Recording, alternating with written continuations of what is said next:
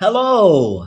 Welcome to Dr. Jeff Talks About Sex and Intimacy, the podcast where we explore the science, psychology, and the heart of connection. I'm Dr. Jeff Albaugh, and I'm so glad you're here to grow in your understanding, to deepen intimacy, and to strengthen the relationships that matter the most to you.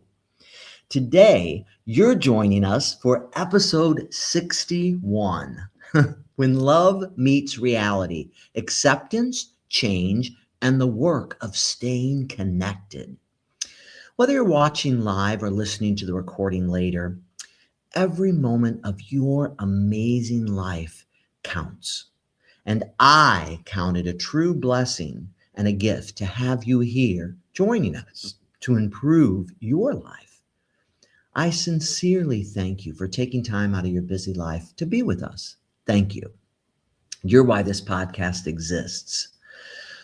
We're connected across so many platforms. We're on Facebook, we're on YouTube, we're on LinkedIn. If you're joining from X, you may want to submit a question. So hop over to YouTube, hop over to LinkedIn, Facebook, StreamYard, any of those places you can submit your question. If you're a Facebook person, please follow us. The more people that follow us, the more we can do on Facebook. Visit the website. Wow, there are now, there's 60 episodes. There's all kinds of things in there that you can watch. Amazing expert guests. And you can pull up the calendar and see all the exciting things we have coming up for you. We're booked all the way through the middle of June now, and we've got some wonderful expert guests. So go to the website. You can take Dr. Jeff wherever you're going now. Dr. Jeff Talks About Sex and Intimacy can work out with you. We can go on the road trips with you. We are streaming wherever you want to be, on iHeartRadio, on Amazon Music, on Spotify. We're there wherever you are, so take us along. As always, I like to remind you that everyone is welcome here in this space. Whatever your sexual orientation, whatever your gender identity, or your relationship style, you're welcome here. This space was created for you. The mission of the podcast is pretty simple. It's just to empower and enlighten you with the evidence-based, that's the scientific-based information you need to improve your sexual health and to deepen your loving relationships so that you can live your one miraculous life wholeheartedly and more full of love and understanding. So this evening, in relationships, we often find ourselves caught between two powerful desires. I don't know about you, but these two powerful desires, the wish for our partner to change, maybe to be something different that we think would be better, and the longing to feel accepted exactly as we are, authentically.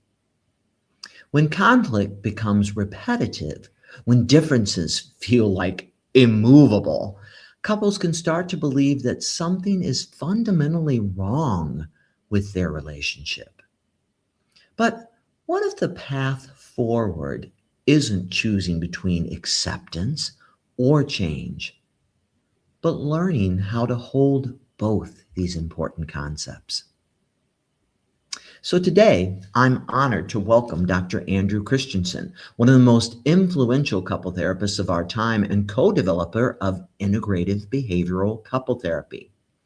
We're going to explore how acceptance can actually soften defensiveness and create space for meaningful change, how polarization develops in relationships, and what couples do when they feel stuck in painful cycles. This is a conversation about compassion, flexibility, and the courage it takes to love someone just exactly as they are, while still growing together.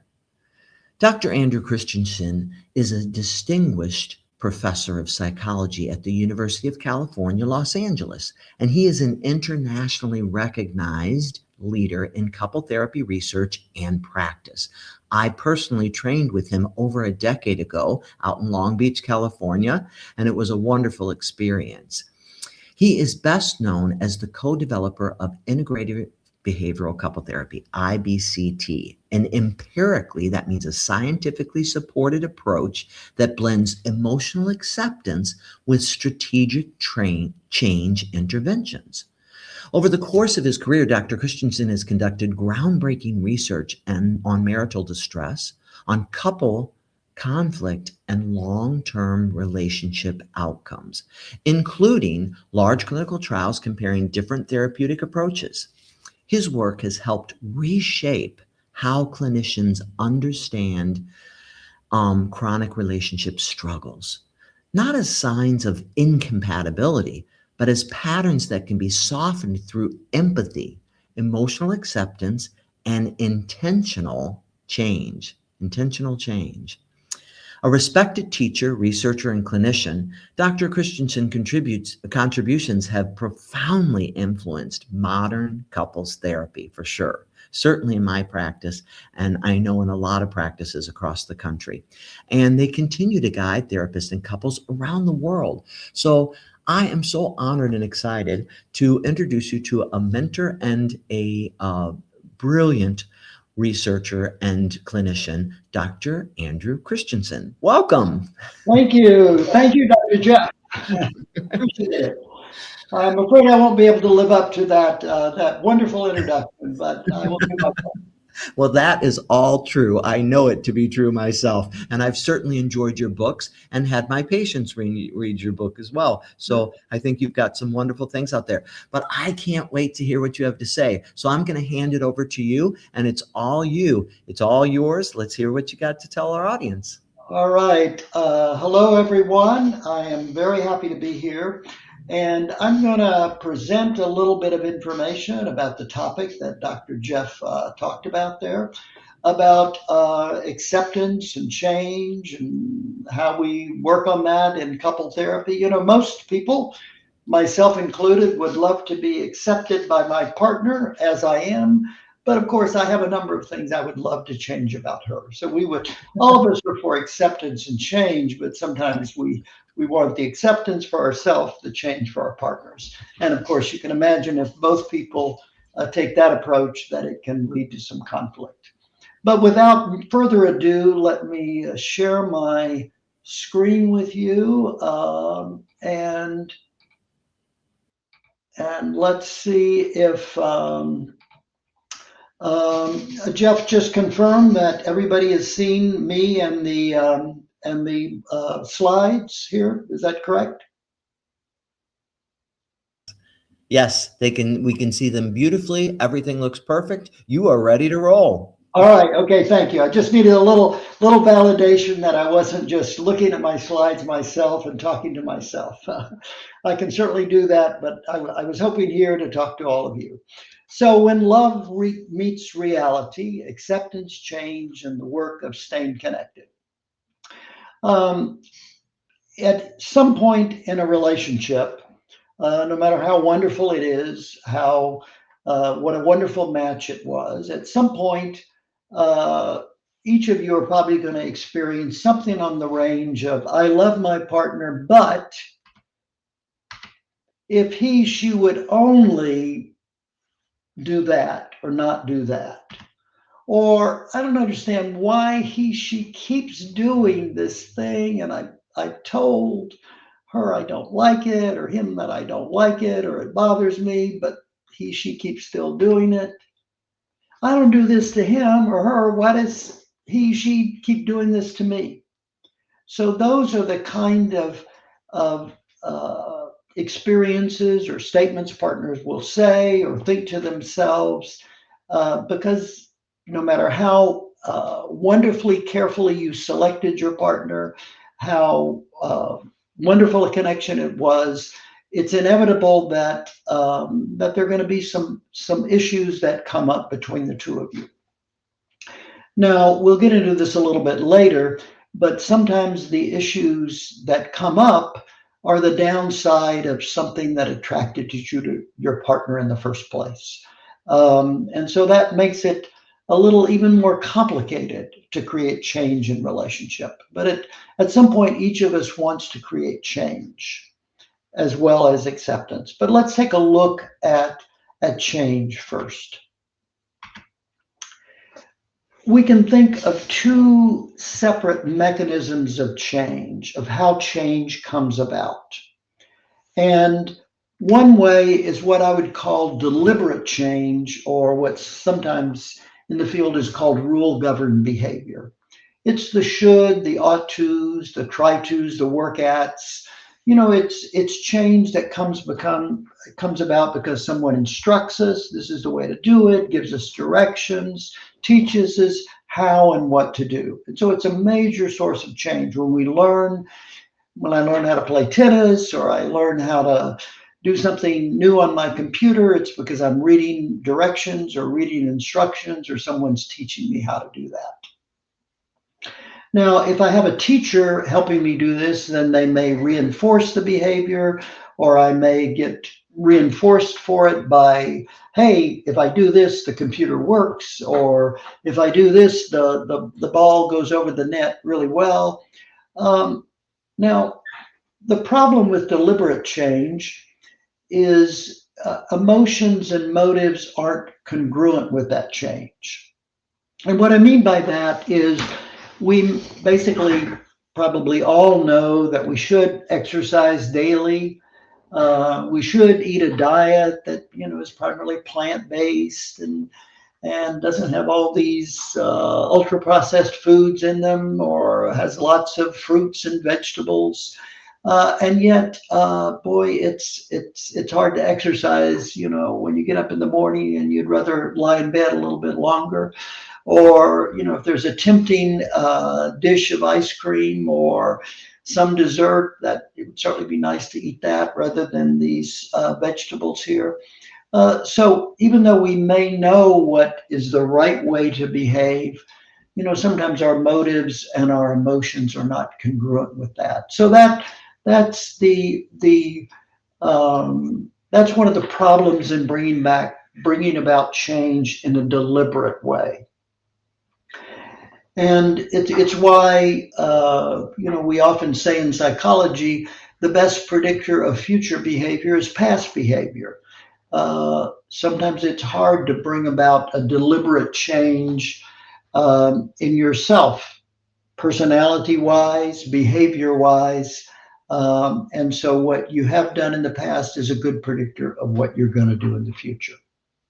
Now, a second mechanism of change is what we'll call evocative change, or something people sometimes call contingency shaped behavior. But it's the want tos, the feel likes, the naturally want to do that, the feel good doing that. I feel good doing that. You bring about it by eliciting behavior, and often the reinforcers are intrinsic. And so what do I mean? What are examples of this? If I see my wife and she looks really nice and I want to give her a hug, or I'm really proud of her and I give her a genuine compliment. That's evocative behavior, a change. It's evoked in me. I feel like being physically affectionate with her, or I feel like complimenting her, or she's telling me something that's really interesting, and I'm just totally focused on what she's saying. Now, the problem is, in this kind of change, what are the conditions that influence the behavior? Because in couples, sometimes partners want the other to be more interested in them and be more interested in what they're doing, or want them to be more excited or engaged and excited about having sex with them, or be more attracted to them, or be more physically affectionate with them. And maybe they want that when the other person does not feel that way. And so one of the difficulties with deliberate change in close relationships is that the change we sometimes want, the most important change we want in our partners, is a change in the emotion or attitude that they exude for us. And that's not so easy to change in the same way that if my partner wants me to, clean up the dishes, I can do that. I may not want to do it, but I can clean up the dishes even if I'm not have an evocative sense of I'd really love to clean the dishes tonight. So those are two mechanisms of change. And here's some cartoon examples. Sure, I could tell you what I want you to say, but then you just say it because I told you to say it, so it wouldn't count. If people are just going through the motions in a close relationship, then the other one often feels it just doesn't count. Here's a therapist saying, if you want to save your marriage, tell each other you're sorry. And they both say, you're sorry. Of course, that's not exactly what the therapist meant there. But it's again, this notion of giving people an instruction to do something sometimes doesn't work out very well. Now, let me go to the other key part. We've talked about change, and now let's talk about acceptance. So, and relate it to change. So by change, what we traditionally mean by change is modification of the agent or, in quotes, perpetrator of an action. So if I want my partner to be more affectionate, then I want her to increase the frequency or intensity or duration of affection. If I want her to be less critical, I want her to reduce the frequency or intensity or duration of criticism. So that would be traditional change. Now, acceptance, and really I should have said emotional acceptance, is the modification of the recipient or quote unquote victim. And it's a change in emotional reactivity. So that rather than me being upset by the level of affection that my wife expresses for me, I'm not so emotionally hurt by that, or emotionally accepting of that, or I don't take the criticism as personally. That's a change in my emotional reactivity. And so they're both changes, but there are important differences in the change. One we call change typically, and the other we call emotional acceptance. And as Dr. Jeff indicated, both are part of a healthy and constructive relationship. Give me coffee to change the things that I can, and wine to accept those that I cannot. Now, I'm not promoting, I want to clarify, I'm not promoting alcohol abuse or even alcohol use, but I just love this play on the old, what is it, prayer, where acceptance and change, and using common substances to increase the likelihood of those. I'm not asking you to change your spots. I'm just asking you to take out the garbage. And so you can be accepting of the person's spots, but still want them to make some changes in their behavior. Now, integrative behavioral couple therapy, and I'm just going to try to give you an introduction to that tonight, consists of these principles. We try to bring about emotional acceptance and behavior change primarily through evocative or contingency-shaped strategies of change. We rely secondarily on deliberate change strategies. So we use both, but we emphasize evocative strategies of change. And how do we do that? We first identify a core issue or issues, 2 or most 3 core issues that the couple struggles with. And then we develop a guiding formulation of the issue or issues, and we call this the deep analysis. And it provides a shared understanding of the problem and points toward what can be accepted and changed. And let me go over that deep analysis right now. So I'll use as an example a common relationship problem of trust. Okay, the deep analysis, the deep is an acronym, but it's also meant to imply that we're not doing a shallow analysis, we're doing a more substantive, quote unquote, deep analysis. But the deep is the acronym that refers to differences or incompatibilities. That's the D. And so, as I mentioned earlier, no matter how carefully you select your partner, you're going to find someone who's different from you in some respect. And it's a difference that makes a difference. It's not something that you can, he likes pizza, he likes pepperoni pizza, but I like veggie pizza. That's not a difference that makes a difference. But a difference that makes a difference is what will inevitably come up. And now sometimes they're related to the things that attracted us to our partner. Maybe we were attracted to a partner because they were very sociable. And we'll use a Jack and Jill example here, based on the little nursery rhyme. Let's say that Jack was attracted to Jill because she was very social. She's very charming. She knows how to handle herself in a social situation. And Jack was always more shy, more retiring. And so Jill was a great partner for him. And Jill found Jack a great partner for her because he certainly didn't try to compete with her in a social situation. He would let her, be in the limelight, and he was fine being kind of a little back in the shadow. And so that was one of the things that attracted them to each other, among other things. But now let's look at emotional reactions and sensitivities or vulnerabilities. Let's say that Jack came from a family where the mom cheated on the dad, or maybe his parents were fine, but he had a couple of girlfriends and they cheated on him. And so he's very sensitive to being cheated on. Trust is a big issue for him because he hasn't felt he could trust his partner in the past. So that's his one emotional sensitivity of his.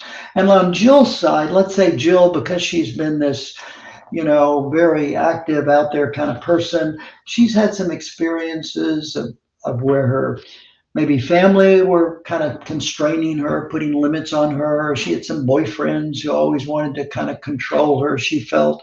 And so she's very sensitive to being limited or controlled, or someone forcing boundaries on her, things like that. And now let's take a look at the external circumstances, typically external stressors. But in Jack and Jill's case, Jill has a very good job, but it requires a lot of social contact, with men her similar age, and many of them, interesting or attractive men. And she has to travel sometimes. And so that is a circumstance that ties into Jack's concern about her. Can he really trust her, when she's having luncheons and dinners with these people, often men who she works with? And so you can see some of the contributors to the trust issue that they have. The difference in their social skills and social abilities and social comfort, the emotional sensitivities they have, Jack's sensitivity about cheating, Jill's sensitivity about being controlled, the external circumstances that make, that legitimately make, cheating or some approximation of that more likely. And then Jack and Jill get into this pattern of communication where Jack feels anxious about Jill, and so he interrogates her, or what she feels is interrogation. He's just asking questions to try to find out what she did and what she didn't do, and who was there, and how long was she with them. And Jill doesn't like these 20 questions, and so she stops sharing as much on her own with Jack. But the more she stops sharing, the more Jack gets concerned and starts questioning. So his question starts being more like interrogation. And then he starts checking up on her, maybe texting her when she's at an event, just to check up on her, or looking over her credit card bill or things like that. And so they've gotten into a pattern of interaction where the more she doesn't share, the more pursuing and anxious and interrogating he becomes, and the more interrogating and pushy he becomes about, and the more he kind of, from her point of view, invades her territory, the more she puts up boundaries and doesn't want to share with him. And so they're in a vicious cycle of communication around this issue of trust in their relationship. And the impact, they may polarize. They're more polarized. The more he tries to hold her back from having the meetings that she feels she needs to have or wants to have, the more she puts down her foot and insists on going to these meetings. Um, Both feel hopeless and helpless to have an impact on this problem between them. And then they either become adversaries or strangers vis-a-vis this problem. Adversaries means they get into arguments about it all the time, or they become strangers. They don't talk about it because they never get anywhere when they talk about it, but they certainly think about it, and they become distant from each other because of this particular problem. So that's what we mean by a deep analysis. And what it shows, and what we do with couples is we present this deep analysis, and then it guides our treatment, because the differences in emotional reactions are not things that typically can change very easily or dramatically. That's where acceptance comes in. Jill is always going to be more sociable than Jack.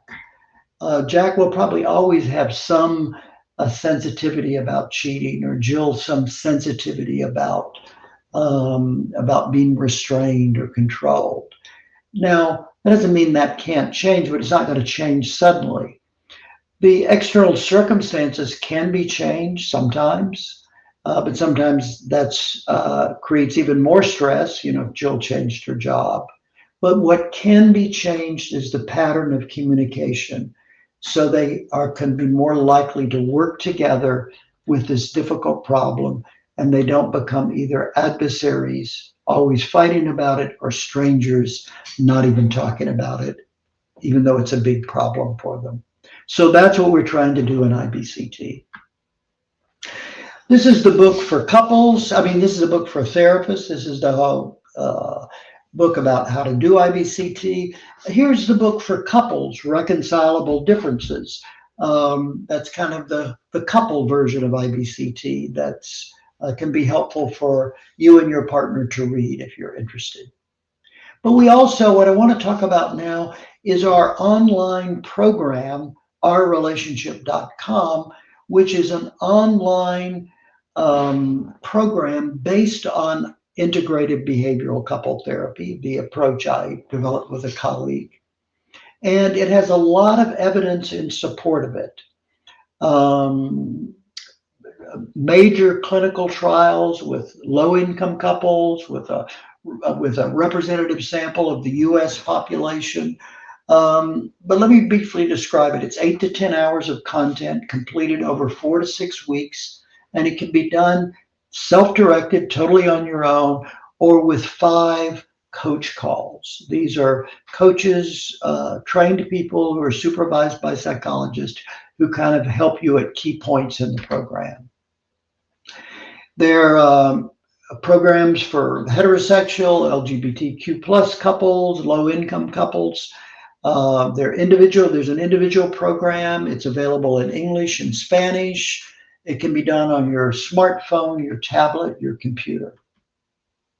The structure is, there are 3 phases of it that capture the our relationship. Our is a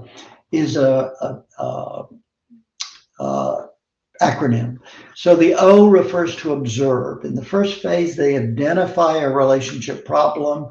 They get feedback about their relationship based on some questionnaires that they get that are scored based on good normative data.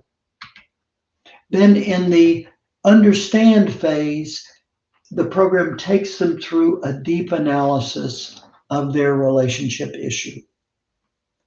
And finally, in the respond phase, it helps them establish a concrete plan for moving forward. Now, in each of these phases, each partner works individually, and then at the end of the phase, they meet together with their partner and share with each other what they've learned. And this is where the coach can come in, or where they can do it on their own. So a lot of the program is done individually, but then there are these three key points when they come together and share. As you can see, those points for the coach calls. So you can see a few examples of the experience on a smartphone. There are lots of videos a number of videos that you see of couples having issues, and you kind of see what their pattern of communication is. You can see Jose and Carmen's pattern of communication in that one there. And there are three primary models for its use. It can be as a supplement to individual therapy when relationship issues arise, but couple therapy isn't necessary or possible, the partner's not willing to attend. Before couple therapy, as a homework during couple therapy, as you would use our self-help book, or in lieu of couple therapy. We've shown that people improve their relationship with this approach, and then some of them don't need couple therapy. So that's a little quick and dirty overview of integrated behavioral couple therapy and of the Our Relationship program. I showed you the therapist manual, the self-help book. The online program is at ourrelationship.com. So one word, Our Relationship. And that's meant to be, it's not about my relationship or about your relationship, it's about our relationship. So if you want to take a look at the program, it's at ourrelationship.com. And the IBCT website is ibct.org. There's some demonstrations of tapes of IBCT at through the American Psychological Association. So that's my little quick and dirty overview of IBCT. I'm going to stop sharing now. And come back to you, Jeff, Dr. Jeff. Awesome. Gosh, such good information. And yes, so now listeners have an idea of what we kind of look at and how important some of those things are. And when you pull apart some of the deep analysis, the differences and how those differences make the couple clash, those buttons, those emotional sensitivities that we all have our buttons, right? And it's kind of like, okay, let's understand. Absolutely. What are your buttons? I always tell people, it's through life without having a button, right? Everybody's got a button. So that's your emotional sensitivities. And then external pressures, things outside of the relationship that cause problems, like, maybe a in-law or a money or, something that is putting pressure, school or work or something. And then so important, that pattern of communication, that rut that they've fallen into, where they feel like they can't even talk to each other anymore without it being a major a major outburst or whatever. And what I find, and I know you probably do in your practice too, so now these couples are they're polarized, they're kind of in their corners, and so they're living these parallel lives, which can be heartbreaking for people because you live with this person that you truly love or have loved, and you don't really have a relationship anymore with that person. Right. Or it's an adversarial relationship. Yes. That too. And you find sometimes when the couples come in and it's a good place to go into couple therapy earlier on rather than later in that process where you've already got one foot out the door and you're like, I just thought we'd try couple therapy to see if that'll help. We really want you to come in when you're like, we really need help figuring out how to move forward in a better way. But oftentimes they're in that adversarial thing where I've honestly seen, and I'm sure you have too, their lives become about making each other's lives unhappy and miserable. Right. Yeah, in a constant cycle of recrimination. I'm angry at you for what you did, so I'll do something that then you'll get angry at me, and then you'll get back at me, and right. And that tit for tat type of mentality never works in a relationship and really causes a lot of problems. So I really think that it's so helpful to look at those things that are within the deep analysis, and I think it can be really helpful. And so then, especially in terms of acceptance, what we tend to do is work on something we call empathetic joining, really helping you understand this person you fell in love with, that you love so deeply, understanding why they're doing what they're doing, what their motivations are, what's behind the different behaviors and things, so you have a chance to accept this authentic, wonderful person that you've fallen in love with, that we're all flawed and broken. I always say, I teach this, and my wife will attest to how badly I mess a lot of it up sometimes. No, we only get imperfect partners to have a relationship with. That's the only kind that are out there. Now, obviously, some are more imperfect than others, but we're all imperfect, and so we're all going to fail a little bit. And we always have things we can work on. And so often what I find is just really helping people work on their communication patterns. And it's hard to break out of those patterns. I find in therapy, we'll be working on communication and they fall right back into that old pattern over and over. And I'll remind them, remember, that pattern is not, how's that pattern working for you? It's not. That's why you're here. And Right. even though it feels awkward to restate and do all these things that I'm giving you tools to do with communication, Right. science says they work. And once you do them enough, they stop feeling awkward. Right. True. So I think there's a lot of different things that can be really helpful. Communication is a really key thing. And so a lot of people uh, are, I think the deliverer of that message is just as important as the listener. So we work on both sides. How do you deliver the message that you really want your partner to understand in a succinct, really loving way without a lot of you, and a little more of I feel this and I'm experiencing. So we teach some of that. And then we also work around, how do you really actively listen? Because if you're going to have to restate what they said, you better be listening. Absolutely true. So lots of different things. Well, we have a couple questions that came in. The Okay. first one is, my spouse and I are dealing with long-standing differences like mismatched desire, parenting styles, and emotional expressiveness, things we see all the time in our clinics, right? How do we determine what is workable versus what may require more fundamental change? Okay. I mean, we can't answer that in the abstract. When people ask me a question like that, um, I always say you can only discover that by if both of you make an effort to improve your relationship, and doing that with a couple therapist, or or even with some kind of self-help kind of thing. If you actively try to improve your relationship, with both of you taking the position that it's not just you that's the problem, it's also me. It's always a dyad. It's always two people. And that's one of the probably most fundamental positions to take, that it's always a dyad.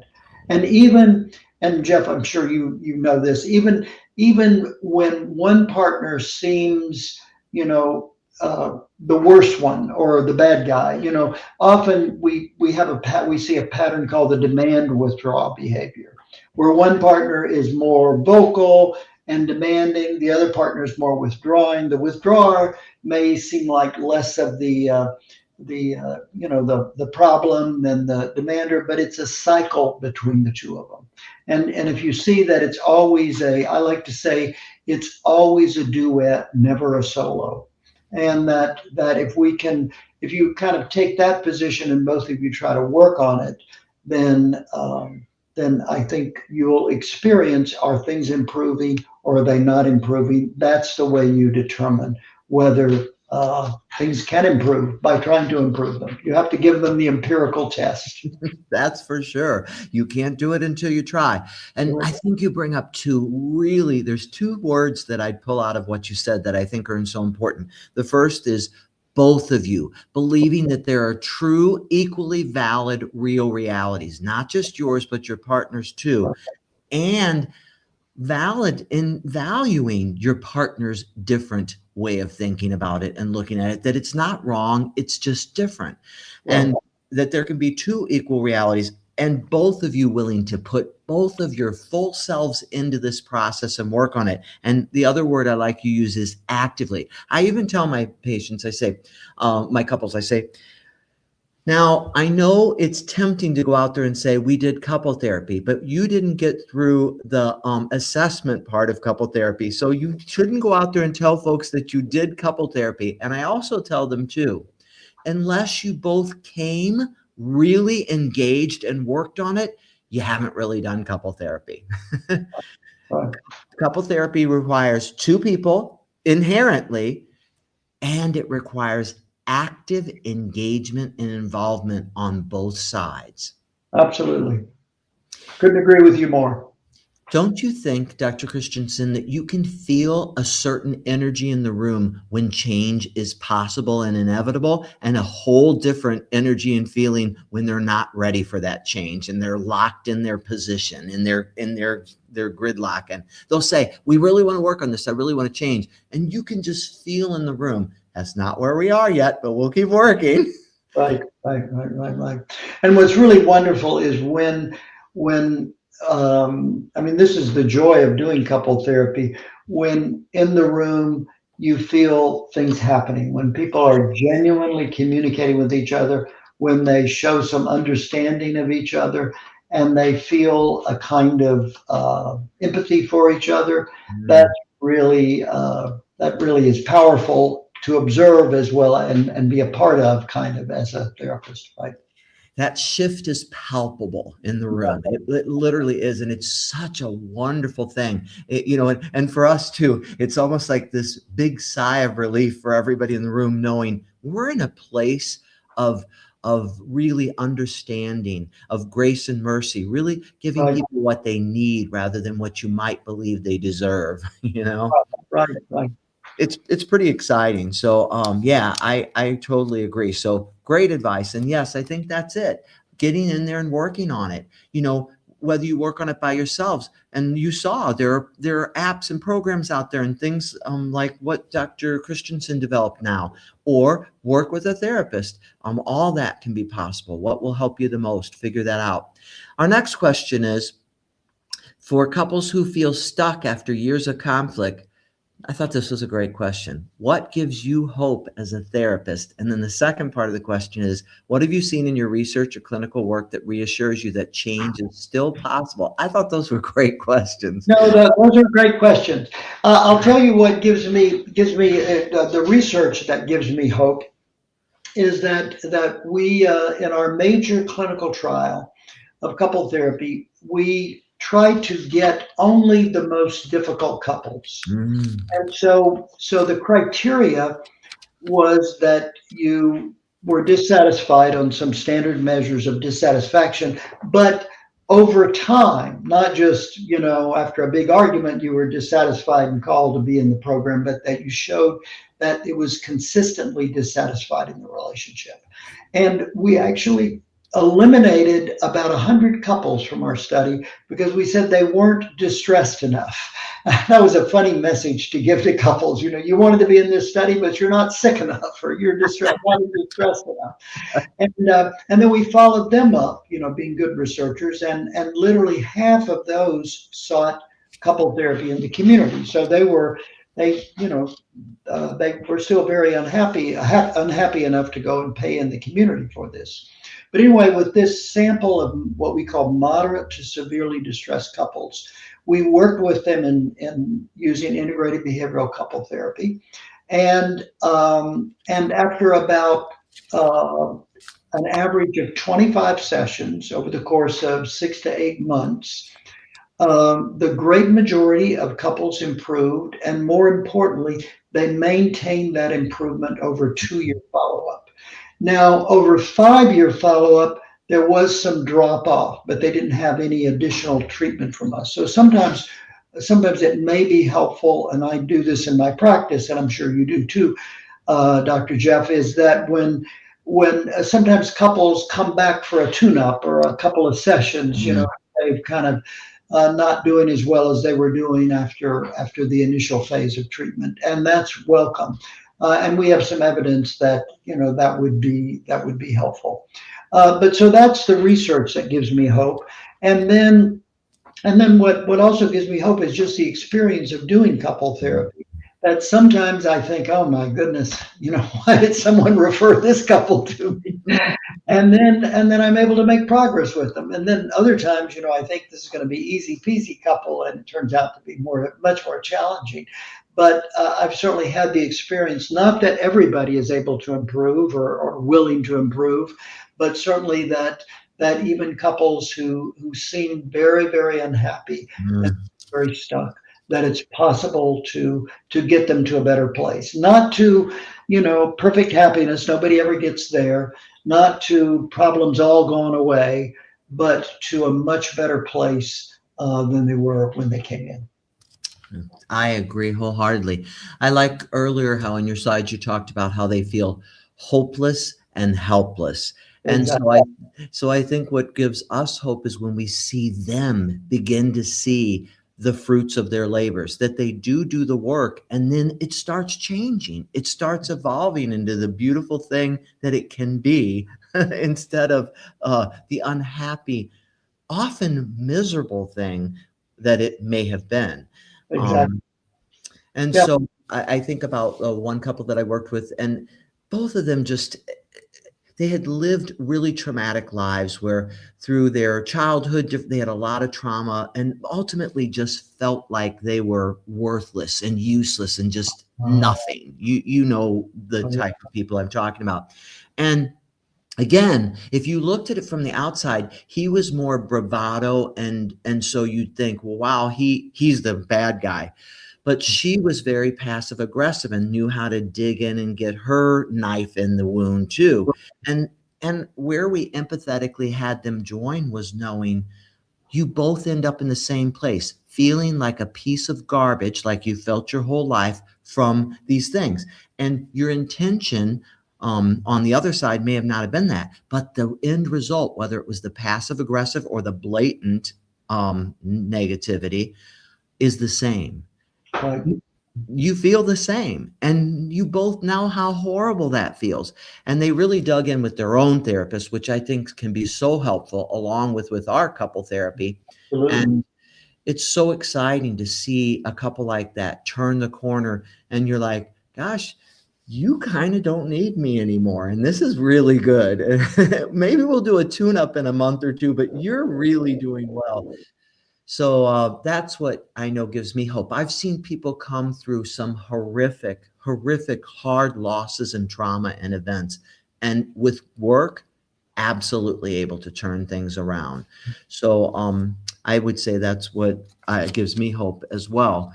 Um, well, we could talk all evening about all of this because there's so much good stuff to say, and so much good things to share. But what I'm going to do is go to a little bit of a centering exercise to kind of get people back into their bodies, and I'll be back with you in just a minute.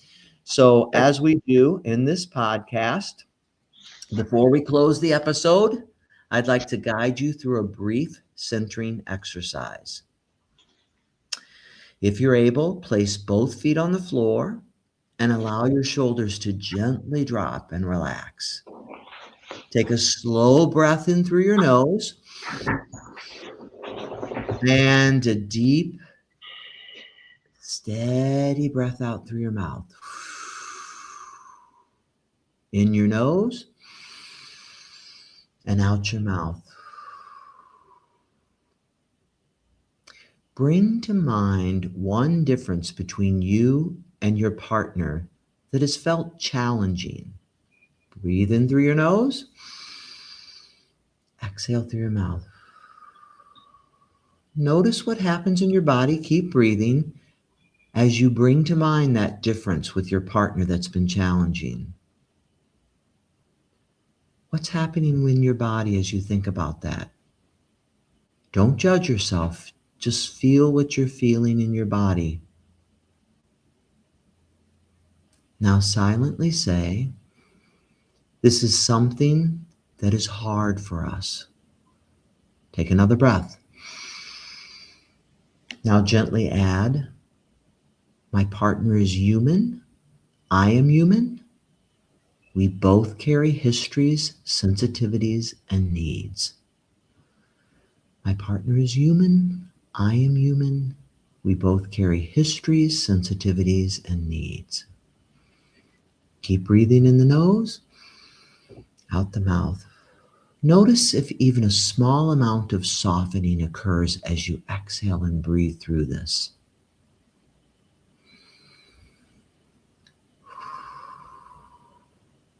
Now reflect on this. What part of this difference might be something to understand more deeply? Not to judge, but to understand more deeply. And what small, loving change on my part might move things 1 degree in a healthier direction? What small, loving change on my part might move things in a 1 degree into a healthier direction? Take one final slow breath in, your nose, exhale through your mouth. Acceptance does not mean resignation, and change does not require force. Growth in relationship often begins with softening, with understanding, and one small, intentional step. Well, before we come back to our guest, Vic, can you show us what's next? What's happening next week on Dr. Jeff Talks About Sex and Intimacy? Sexual intimacy does not exist in isolation. When couples struggle sexually, the causes are often emotional and relational. In this episode, Dr. Jeff is joined by therapist Claire Postel. They discuss what true intimacy looks like in long-term relationships. Claire explains that intimacy is multidimensional. It includes emotional, physical, sexual, intellectual, and relational connection. They explore common patterns that reduce desire over time. Even well-meaning behaviors can weaken erotic connection. Join us on March 10th at 7 p.m. Central Time to learn more. It's going to be a great episode. But today was definitely a good episode, and I can't thank you enough. I know you have a busy schedule and a busy life with your family as well, but thank you for taking time out of that busy schedule to help our couples have more help and more hope, which is what you provided this evening for us. So thank you. Whenever you're watching, I hope that fulfills your needs. Now, Dr. Christensen, before we leave, any final word you'd like to say to our listeners? I would like to say that there is help and hope out there. There's, of course, couple therapy, but I also would say, since couple therapy can be expensive or difficult, there's also self-help out there. I would refer you to our book, Reconcilable Differences, or particularly to our program that has gone through lots of research, supported by the federal government for the last 15 years, ourrelationship.com. So there's hope for you. Please take advantage of it. Awesome. Listener, know that your true, authentic, beautiful self is worthy of love and belonging. You are so worthy of that. And that's our wish and hope and prayer for you, is that you find that in your relationships, that you're willing to make those changes, that you're willing to understand your partner so that you can deepen your relationship further.